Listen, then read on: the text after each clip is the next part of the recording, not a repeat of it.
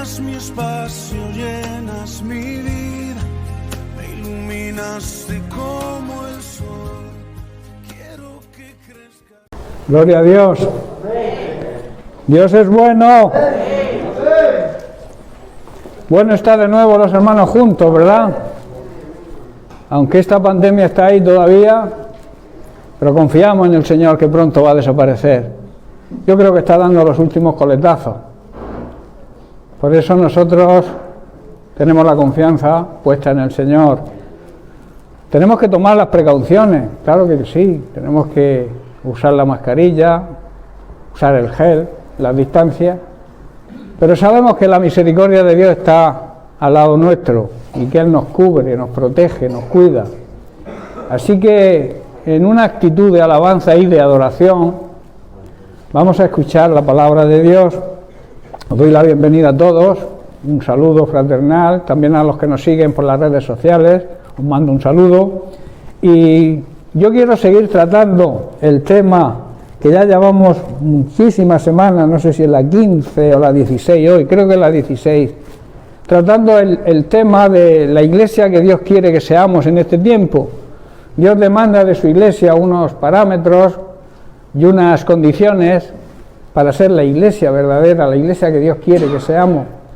Porque cuando digo verdadera es porque también existen falsas, existen congregaciones que se denominan cristianas, pero que no siguen a Cristo, no obedecen a Dios, van a su aire. Yo quiero seguir tratando por eso el tema tan importante, por eso llevamos tanto tiempo con él, porque es de necesaria cumplimiento todas estas reglas y todos estos parámetros que Dios nos expone en su palabra y que debemos cumplir para ser esa iglesia que Dios quiere que seamos. Sabéis que el texto que estamos basando todas estas meditaciones está en Apocalipsis, capítulo 19, verso 8, donde el Señor le concede a la iglesia, a ti y a mí, ser la esposa del Cordero en esas bodas que se van a celebrar muy pronto, que vienen en el acontecimiento que está por llegar, que es la segunda venida de Cristo. Ahí van a ocurrir las bodas del Cordero. Y a la iglesia, como digo, se le ha concedido ese gran privilegio de ser la novia, pero también se le exige que la novia sea blanca, resplandeciente, como todas las novias que se presentan a una boda, ¿verdad? Dios nos exige esa blancura, esa esplendidez, que lo compara, la Biblia lo compara con el lino fino. El lino es un artículo, era un género de gran valor y que simboliza, en la Biblia, el lino fino simboliza las buenas obras de la iglesia, o sea, las buenas obras en las cuales debe andar la iglesia. Y estamos tratando, por tanto, los fundamentos de esa iglesia perfecta que Dios quiere. Estábamos en el primer fundamento todavía, que es que la iglesia tiene que estar fundamentada en Cristo. Voy a hacer un pequeño repaso para ponernos al día. Tiene que estar arraigada en su palabra y dirigida y guiada por el Espíritu Santo. Esos tres enfoques, ya vimos los dos primeros y estamos todavía en el tercer enfoque de este tema, que es que la iglesia debe ser guiada por el Espíritu Santo. Para eso vimos ya sus funciones y estamos tratando el fruto necesario que debe dar la iglesia en este tiempo y que lo encontrábamos en Gálatas capítulo 5. Y esas características del fruto estaban basadas, dijimos, en el amor. Hablamos del gozo, hablamos de la paz, de la paciencia, de la benignidad, de la bondad. Y estamos tratando el tema de la fe, que la fe, recordemos que es la certeza y la convicción, es el sentirnos seguros, tener la garantía de la fidelidad de Dios hacia nosotros y de la fidelidad de su palabra. Por tanto, estuvimos analizando varias consideraciones. La primera fue que las promesas de Dios transmiten fe y confianza. También que la fe obra el milagro de Dios. Si creemos, veremos la gloria de Dios a través y en forma de milagros. La fe nos acerca a Cristo. La fe nos hace vencer cualquier obstáculo que nos impida acercarnos al Señor. También decíamos y tratamos el tema de que sin fe es imposible obtener nada del Señor. La fe también, según Santiago, debe ser acompañada con obras, así como el cuerpo, dice el apóstol, sin el aliento de la vida muere, la fe sin obras también es una fe muerta. También la fe verdadera cuida nuestros sentimientos. La fe en Dios, la fe auténtica, debe controlar nuestros sentimientos y no nuestros sentimientos a la fe. Y nuestro estado de ánimo no depende de las circunstancias, sino depende de la fe. La fe tiene que controlar nuestro estado de ánimo. Como creyentes no debemos permitir que esos sentimientos, ese estado de ánimo controle nuestra vida. Y en séptimo lugar, decíamos que clamar con fe es como debemos hacerlo, nunca con desesperación. Y hablamos la semana pasada de la fe de Dios, y aquí decíamos que hay que considerar que además de tener fe en Dios, debemos tener la fe de Dios, debemos tener la fe que Dios tiene. Puesto que somos hijos de Dios, nuestra genética tiene que estar acompañada por la misma fe de Dios, esa fe que Dios, abriendo su boca, que a través de su palabra fue creándolo todo y lo creó de la nada. Esa es una fe poderosa, ¿verdad? Bien, pues hoy vamos a tratar la siguiente consideración: la fe como un grano de mostaza. Sabéis que Jesús empleaba parábolas, historias de la naturaleza, historias cotidianas, para expresar grandes enseñanzas y para que todo el mundo, todas las personas, sean de la condición que sean, pudieran entenderle. Y leemos en el libro de Mateo, en el capítulo 17, los versículos 18 al 20, donde vemos a Jesús liberando a un muchacho lunático. Un muchacho lunático es aquel que tiene una especie de locura, pero no permanente, es una locura a intervalos. Y entonces dice el versículo 18: y reprendió Jesús al demonio, el cual salió del muchacho, y éste quedó sano, quedó bien, desde aquella misma hora. Viniendo entonces los discípulos a Jesús, le preguntaron: Jesús, ¿por qué nosotros no pudimos echarlo fuera? Y Jesús les dijo: por vuestra poca fe, por la debilidad de vuestra fe. Y dice: si tuvierais fe como un grano de mostaza, diríais a este monte. Los montes, sabéis lo que significan, los problemas, las dificultades, las complicaciones que tenemos en esta vida. Si dijereis a este monte: pásate de aquí a allá, se pasará, y nada os será imposible. Nada os será imposible, nada lo abarca todo, ninguna cosa será imposible para aquel que cree. Nada hay imposible para el que cree y el que cree de verdad. Muchos creyentes, pienso yo, no entienden bien cuando Jesús habla de la fe y la compara y se refiere a un grano de mostaza. Tener fe como un grano de mostaza, ¿qué es lo que significa realmente? En primer lugar, es que en todos Dios deposita una medida de fe cuando nos convertimos. Eso lo encontramos en Romanos capítulo 12, verso 3. Y lo que quiere decir que debemos convertirnos al Señor, o sea, debemos nacer de nuevo, debemos entregar nuestra vida al Señor, y esto es una necesidad para poder recibir esa medida de fe. ¿Lo entendéis? Si no eres convertido, si no has aceptado a Cristo como Señor y Salvador, es imposible que tengas fe.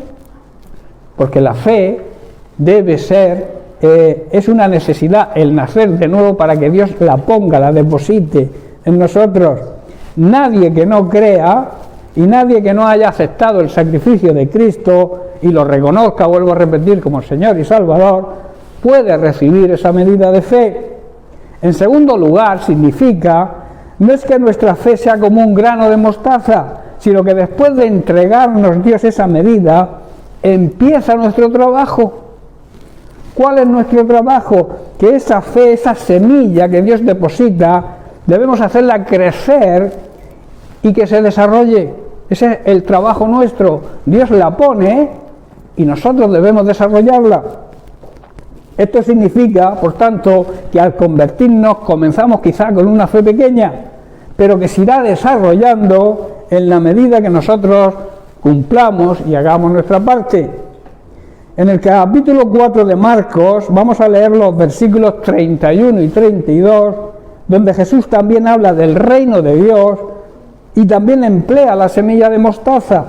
Dice así: el reino de Dios es como una semilla de mostaza sembrada, y hago énfasis en esta palabra, sembrada en la tierra. Dice, es la más pequeña de todas las semillas, pero se convierte en la planta más grande del huerto. Sus ramas llegan a ser tan grandes que los pájaros hacen nidos bajo su sombra. La semilla solo da fruto, por eso he dicho que hago énfasis en sembrada. La semilla solo puede dar fruto si la plantamos, si es sembrada, y también debemos regarla y protegerla, cuidarla, quitarle todos los matojos, para que esa semilla nazca fuerte y produzca el fruto que tiene que producir. Y nunca va a producir fruto antes de la siembra. La palabra de Dios es la semilla. En la parábola del sembrador Jesús lo explica así, que la palabra de Dios es como la semilla que cae en tierra, pero debe caer en tierra, debe ser sembrada. La Biblia debajo del brazo no produce fruto. La Biblia hay que aplicarla a nuestra vida. La semilla, la palabra de Dios tiene que ser sembrada, y sobre todo sembrada en buena tierra. La tierra tiene que estar preparada para recibir esa semilla, esa palabra de Dios tan preciosa que cambia las vidas. La pregunta que yo hago a la iglesia y que me hago a mí mismo: ¿somos buena tierra para que esa semilla dé el fruto que Dios quiere que dé? Esa es la pregunta que tenemos que hacernos en esta mañana y que Dios nos está hablando en ese sentido. ¿Somos la tierra que Dios quiere que seamos para que la semilla produzca el fruto? Y ese fruto, hay que tener en cuenta algo muy importante. Ese fruto no es que esa semilla produzca en nosotros, sino que a través de nosotros, de la fe que nosotros demostramos al recibir la semilla, impacte en los demás.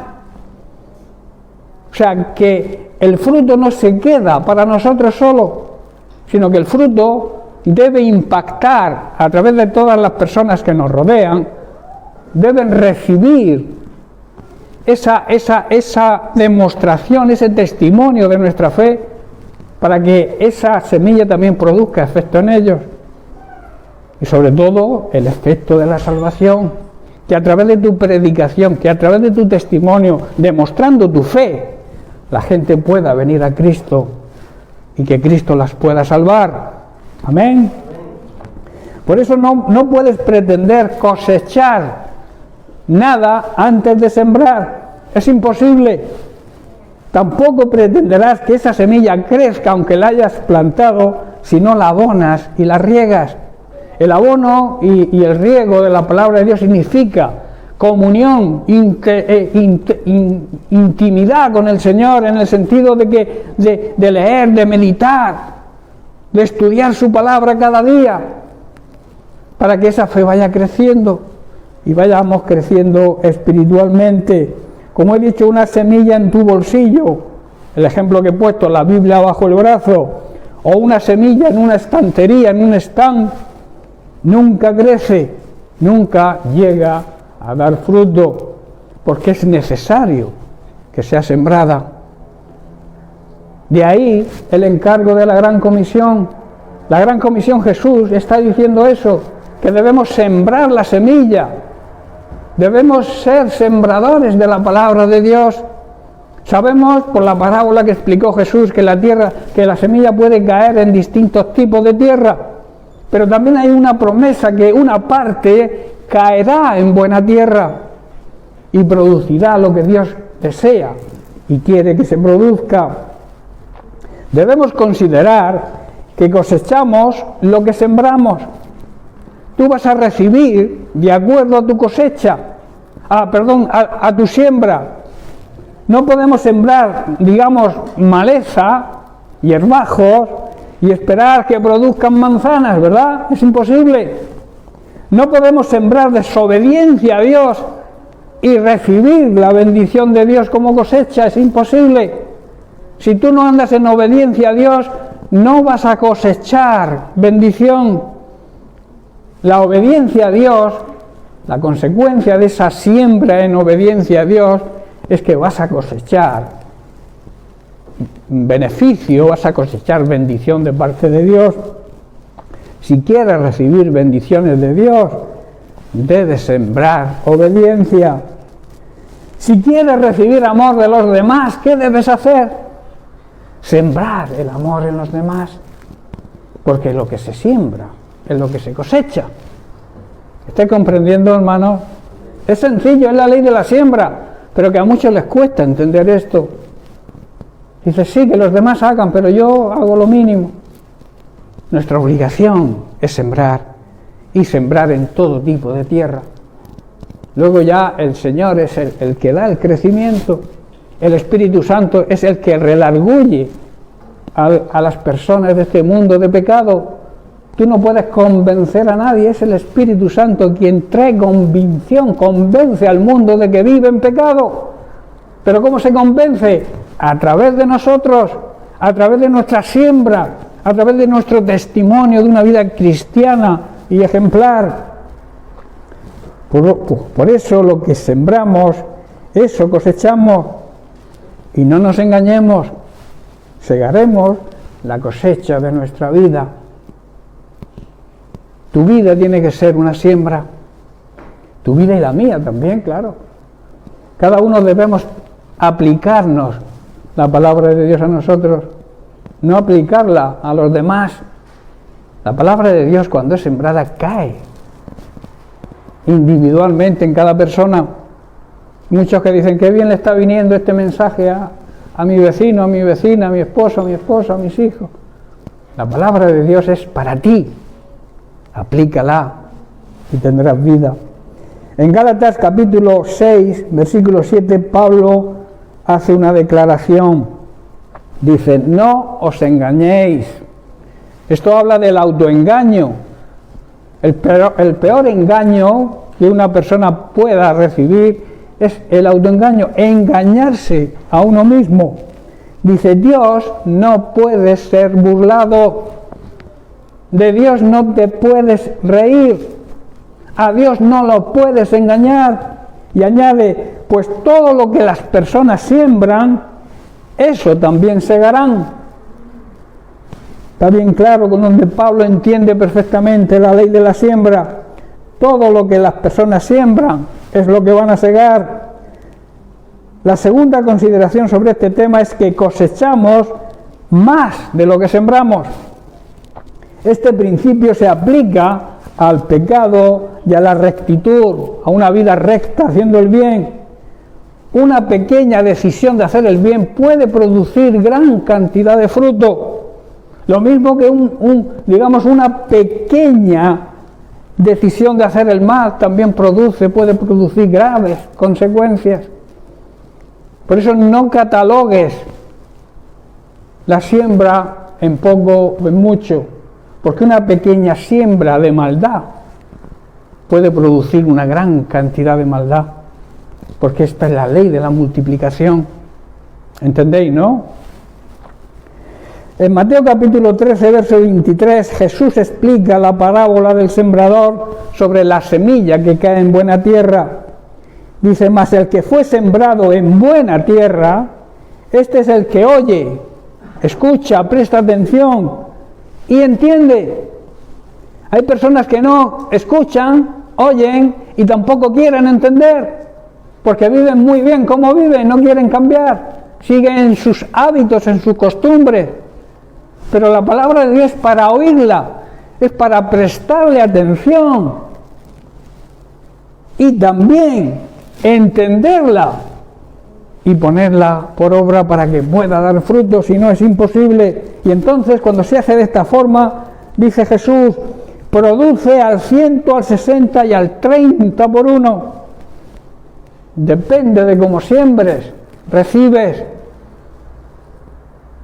Como ha explicado Diego esta mañana, el que siembra escasamente, ¿qué recoge? Escasamente. Si siembras con generosidad, recoges con generosidad. Ahí también se cumple la ley de la siembra. Jesús usa la imagen de la semilla que germina para mostrar que si dejamos que la palabra de Dios produzca cosas buenas en nosotros, los resultados se multiplican y recibiremos gran bendición. En tercer lugar, cosechamos después de sembrar. Si no hay siembra, no hay cosecha. Tú puedes estar pendiente de tu huerto y esperar que nazca maíz. Te puedes tirar toda la vida esperando que nazca maíz, pero si no lo has sembrado primeramente, es imposible. Tú no puedes pretender que la palabra de Dios haga efecto en tus vecinos, haga efecto en tu familia, haga efecto en las personas que amas, que quieres, tu compañero de trabajo.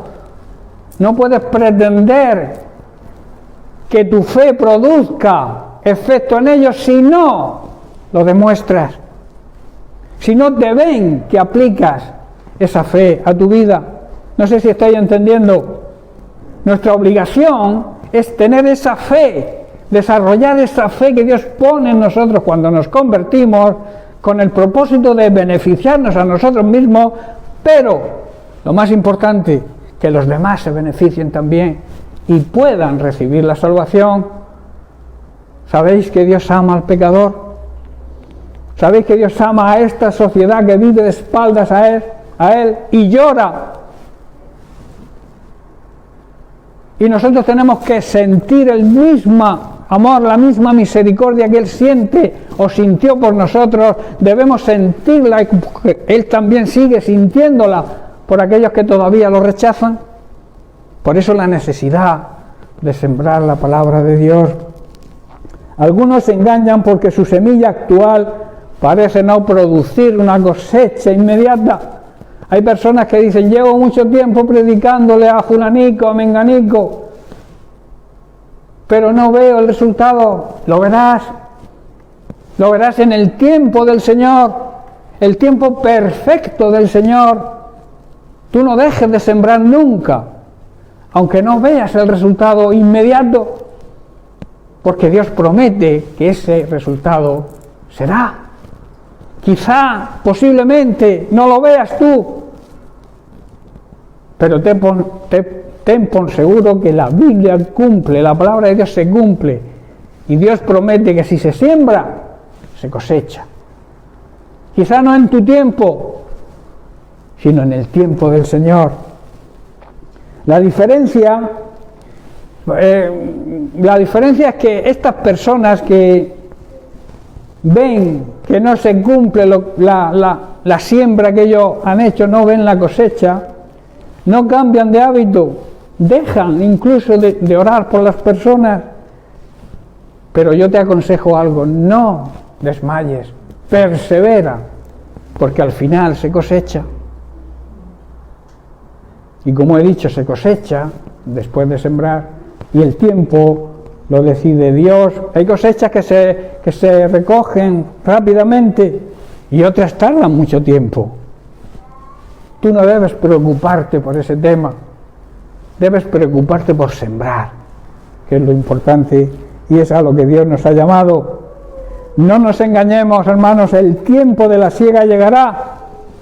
Si decidimos esforzarnos y dar un poco más, quizá estemos sembrando poco. Debemos esforzarnos y seguir sembrando hasta cosechar más adelante, y también cosechar en abundancia. Bien, pues vamos a seguir después de estas consideraciones. Sigamos con la simbología del grano de mostaza. Como he dicho, cuando nos convertimos, quizá comenzamos con una fe pequeña, siempre se comienza con una fe pequeña, como ese granito de mostaza que explica Jesús, pero conforme vamos creciendo espiritualmente, es una necesidad el crecimiento. Hay personas que se estancan y no van ni para adelante ni para atrás. Son cristianos carretilla, que yo llamo. ¿Sabéis que la carretilla no tiene motor? Y para que se mueva hay que empujarle.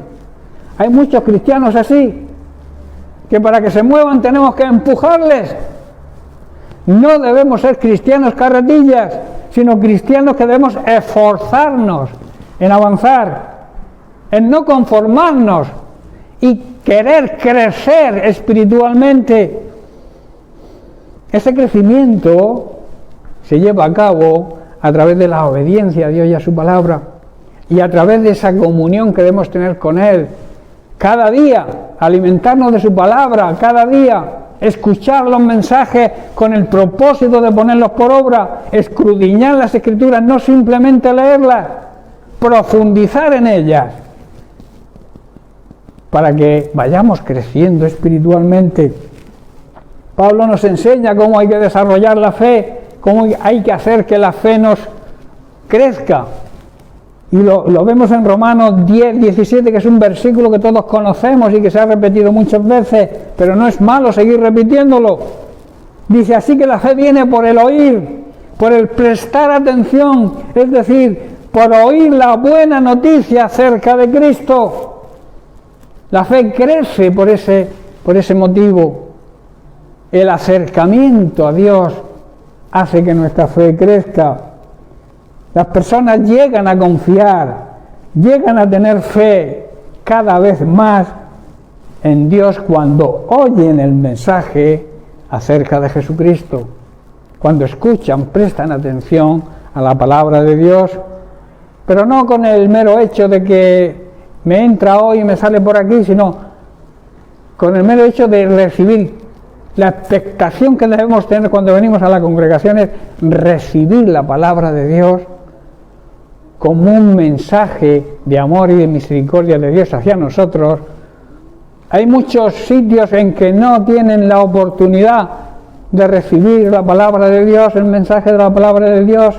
Nosotros, por ahora y todavía, tenemos ese gran privilegio de que podemos tener Biblias para leerla, para escudriñarla, y también se nos predica el Evangelio. Pero, ojo, también tenemos que tener cuidado con lo que escuchamos y a lo que le prestamos atención, porque hay mucha porquería por ahí. Muchos se afanan, se pasan el día en redes sociales escuchando cosas que ni analizan, que ese es el problema. A veces ni lo escuchan, pero lo comparten, y luego hay una falsa doctrina, hay una levadura falsa ahí que puede contaminar a aquellos que tú le has compartido. Lleva ojo, lleva cuidado. Hay mucha porquería en las redes sociales. Y yo os aconsejo que no uséis tanto las redes sociales para compartir cosas que no habéis analizado.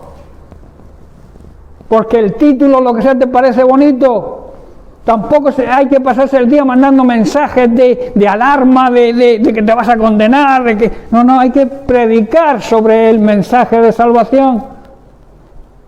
Compartir la sana doctrina y no compartir toda la porquería, vuelvo a repetir, que hay y que a veces nos contaminamos a nosotros mismos sin darnos cuenta muchas veces porque somos tercos y contaminamos a otras personas y creemos que ese es el problema muchas veces, que estamos haciéndolo bien. Si tenemos comunión con Dios, hermanos, a través de escuchar la palabra verdadera, a través de la oración, a través de la intimidad con Él, y también meditamos en la palabra diariamente, a esto se le llama desarrollar la fe.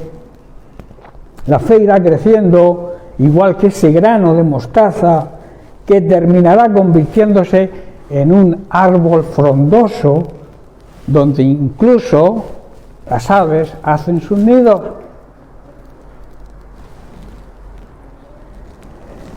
Vuelvo a repetir, por lo tanto, lo necesario para conseguir que la fe crezca es estar cerca del Señor. Cerca del Señor a través de la lectura de su palabra, de la meditación de su palabra, de escuchar su palabra y sobre todo de ponerla por obra. Esa palabra de Dios hará que crezcas espiritualmente. Si no lo haces así, te irás apagando. ¿Cuántas personas empiezan cuando se convierten?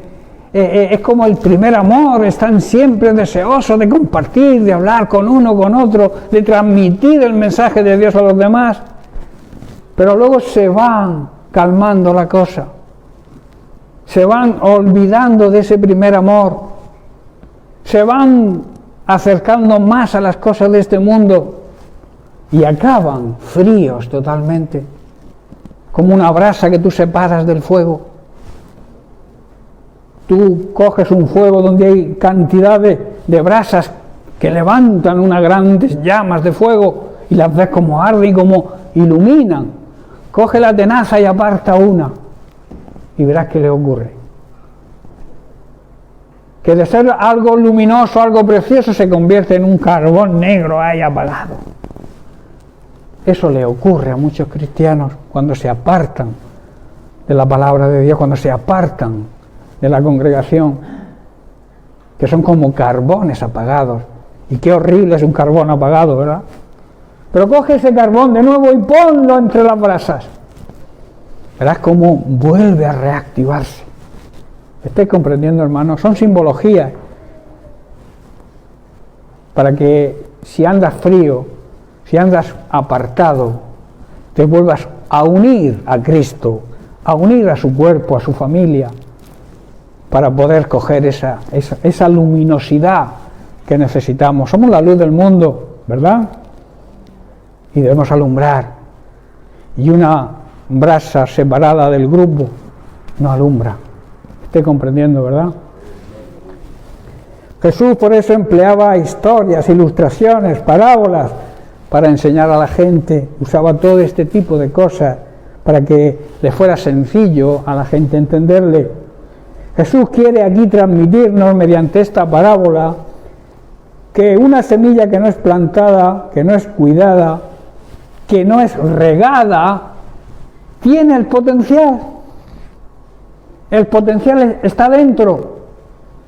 Yo un día puse un ejemplo, me traje un huesito de limón. No sé si os recordáis, hace ya mucho tiempo. Y dije, ¿veis esto? Digo, esto es una fábrica de limones. Esto puede producir grandes cantidades de limones. Pero hay que plantarla, ¿verdad? Y entonces se planta, se riega, se cuida, se levanta un limonero y todos los años frutos, limones. Y si los riegas, lo cuidas, lo labras, lo abonas, cada vez producirá más limones y mejores limones. Pero si lo dejas en la estantería, si lo tienes metido en el bolsillo, esa fábrica no produce. ¿Estáis entendiendo, verdad? La fe, hermanos, va creciendo, va desarrollándose al tener un contacto directo y diario con la palabra de Dios.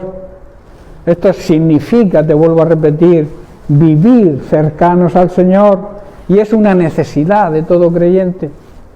Todo creyente debe vivir cerca del Señor, porque de lo contrario se apaga. El tener una buena relación de intimidad con Dios y con su palabra es lo esencial.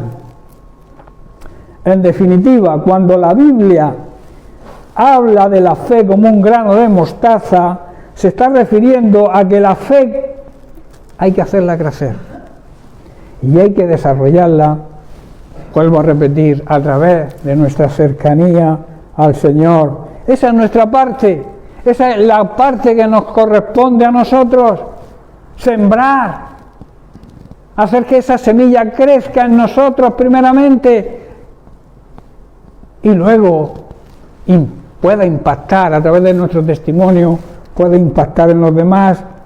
Así nuestra fe va a producir fruto. Por eso, hermanos, debemos ser sabios. No dejar que la palabra nos entre por un oído y nos salga por otro, sino que haga el efecto por lo cual Dios la envía con un propósito. Dios siempre envía su palabra con un propósito. Que no tenga que decirnos el Señor lo que le dijo a sus discípulos: por vuestra poca fe no habéis podido expulsar el demonio de este joven. tenían el poder, tenían la semilla que el Señor le había sembrado en ellos, tenían el poder, pero no pudieron aplicarlo, porque no la habían desarrollado. Esa fe que Dios puso en ellos, y eso que anduvieron con Él todo el tiempo, pero incluso cuando murió no entendieron por qué había muerto.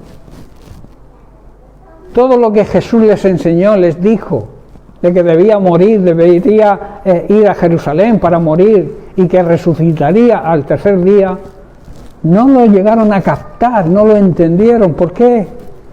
Porque su fe se había quedado como el grano de mostaza, no la habían desarrollado. De ahí que Tomás, cuando le dijeron el resto de los discípulos que habían visto a Jesús resucitado, dijo: a mí que me contáis, yo no me creo eso. Y había convivido con él, había escuchado a Jesús decir lo que iba a ocurrir con su vida, que era necesario que muriera, pero que luego iba a resucitar. Pero no hizo mella en él porque su fe no estaba desarrollada, y por eso le dijo: no, si yo no veo a Jesús, si no meto el dedo en su llaga, en sus dedos, no meto mi dedo en su llaga, en sus manos, en su costado, no creo. Y el Señor tuvo, como hoy en día tiene que presentarse ante muchos de los llamados cristianos y decirle: ven aquí Tomás, aquí están mis manos y aquí está mi costado, mete tu mano. ¿Y qué le dijo? Cuando Tomás dijo: Jesús, ten misericordia de mí, Jesús le dijo: porque me has visto y has tocado mis heridas, ¿por eso creíste? Bienaventurado, dichoso, feliz, bendecido es aquel que cree sin ver, que cree en la palabra de Dios aunque no vea los resultados inmediatamente. Es lo que está diciendo. Repito lo de Hebreos capítulo 11, verso 1, que es la declaración, la regla de la fe. Dice: la fe es la confianza de que en verdad sucederá lo que esperamos.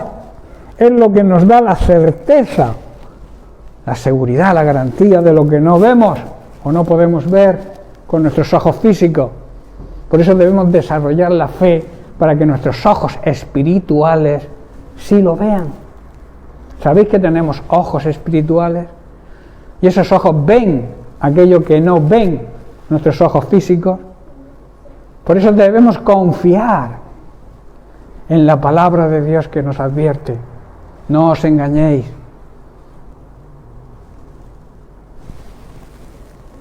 La fe, por tanto, es tener la confianza de la verdad del Evangelio.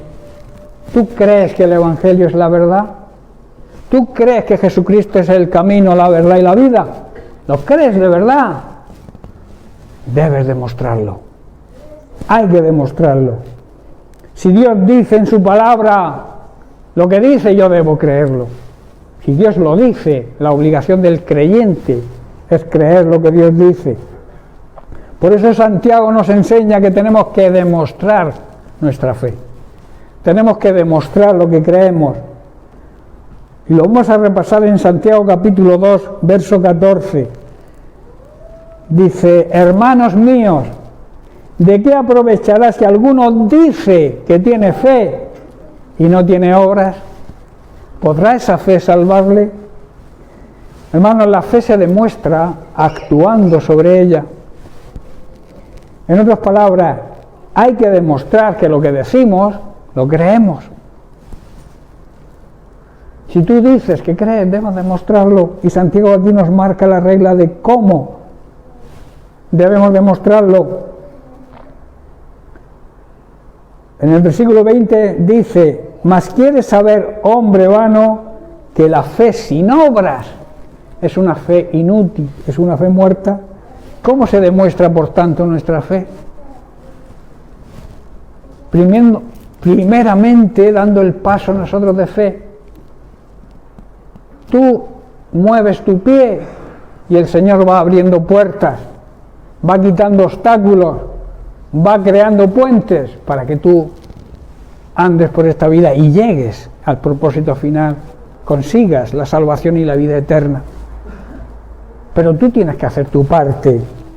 Dice, y en segundo lugar, se demuestra nuestra fe haciendo buenas obras, haciendo las cosas bien, ayudando a los demás. Las buenas obras no te van a salvar, pero como siempre digo, son consecuencia de la salvación, demuestran que has recibido la salvación, demuestran que crees en Jesús, que crees en su palabra, y lo demuestras haciendo buenas obras. Por tanto, andar en fe significa actuar, dar nosotros el primer paso, y Dios te irá marcando el camino a seguir, y nuestro avance nunca se detendrá. Avanza en fe, hermano.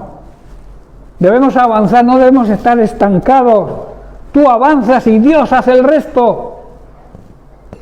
Si tú te paras, Dios no te puede hacer nada. Tú tienes que dar el paso, tienes que avanzar y el Señor entonces va a hacer el resto. Yo siempre digo, cree y despreocúpate de los resultados, porque estos le corresponden a Dios. Tu parte es creer, como dice el cántico ese que cantamos algunas veces. El trabajo nuestro es creer y el trabajo de Dios es hacer. Eso lo cantamos, ¿verdad, Diego? Una canción por ahí, hace tiempo que no la cantamos. Que dice que mi trabajo es creer y el de Dios es hacer. Obedezcamos a Dios, andemos en fe, oremos y dejemos las consecuencias y los resultados en sus manos. Él se ocupará de todo lo que tenga que ver con nosotros. Por tanto, debemos mantenernos en el camino de la obediencia y dejemos lo demás en sus manos. La desobediencia siempre trae consecuencias fatales, pero la obediencia trae la bendición de Dios.